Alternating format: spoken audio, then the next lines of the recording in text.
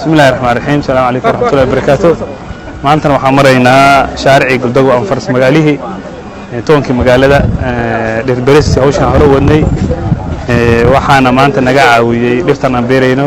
wasiir dawladda shaqada shaqaalaha dhalinyarada ee sportska Fadooso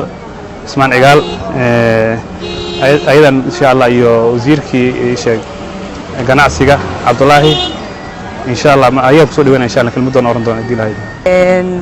geeduhu waa wax muhiim oo loo baahan yahay magaaladuna u baahan tahay bilicdeeda in lagu qurxiyo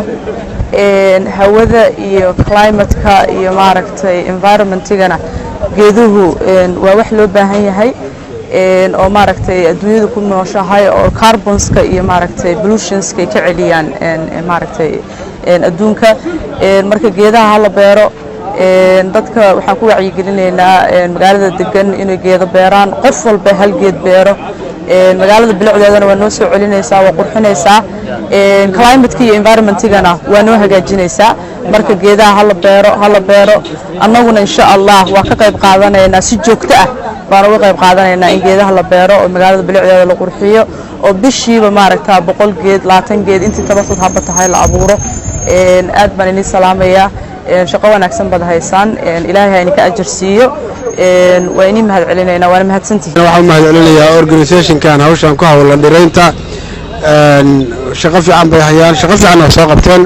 waxaan rajaynayaa inay hawsha halka ka sii wadaan inay gaaraan goolka ay u socdaan oo ah inay dhir fara badan sanadkan magaalada iyo nawaaxigeeda ku beeraan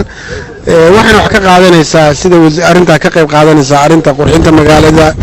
iyo la dagaalankaas maaragtay environment-ga oo xaalfinta qurux iyo wax badan bay keenaysaa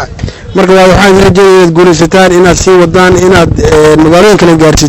gaarsiisaan dadkana ku wacyigelisaan aad baan u mahadsantihiin waan kaga mahad celinaynaa dadaalka ay haystaan salaam calaykum waxaan ka rabnaa dadweynaha reer Galdago ee geedaha hortooda lagu tallaalayo inay soo dhaweeyaan inay biyeeyaan oo maalin walba biyeeyaan inay dhalinyarada isxil qaantay oo ka shaqeynaysa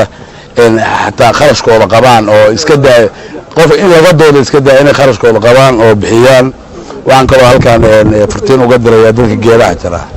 هدي الجيرة اللي بيردين على لقطة طلع بعد اللي قاعدين إيه بولس وسقينا يأكتفر إن دموا هذا يلتي طلب كوكوان أو حياة قبان يعني تاني مك الجيرة ترى لولكم ما سين اللي يرى دموا Galdago بهاوشان سوق القانتي وعن قبل عنه ده نيح ترى وما سنتين waxaa laga yaabaa geedka in laga helo hoos waa manaafac wakaas hadeer la hoos fadhiya waxaa laga yaabaa inuu haduu geed miran oo kale yahay wax kasta oo cuna haduu yahay bahal shimbir xoolo bini aadan shay kasta oo cuna wuxuu ka helayaa ajar qofkii talaalay inta geedkaas shaqaynayo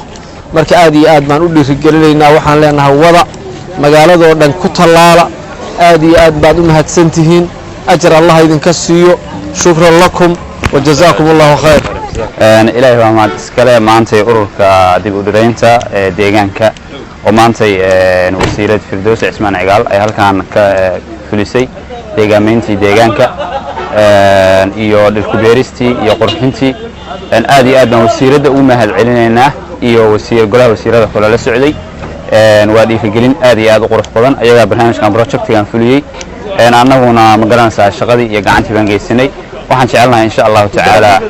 inaan deegaanka dhir badan oo ilaa 5,000 oo geed gaaraysa aan sanad gudihiisa insha Allah tacaala green ka wada dhigno evergreen ka dhigno deegaankeena uu noqdo deegaan waxtar leh oo cagaar leh oo qurux badan oo indhaha soo jiita. Assalaamu calaykum waraxmatullaahi wabarakaatuh.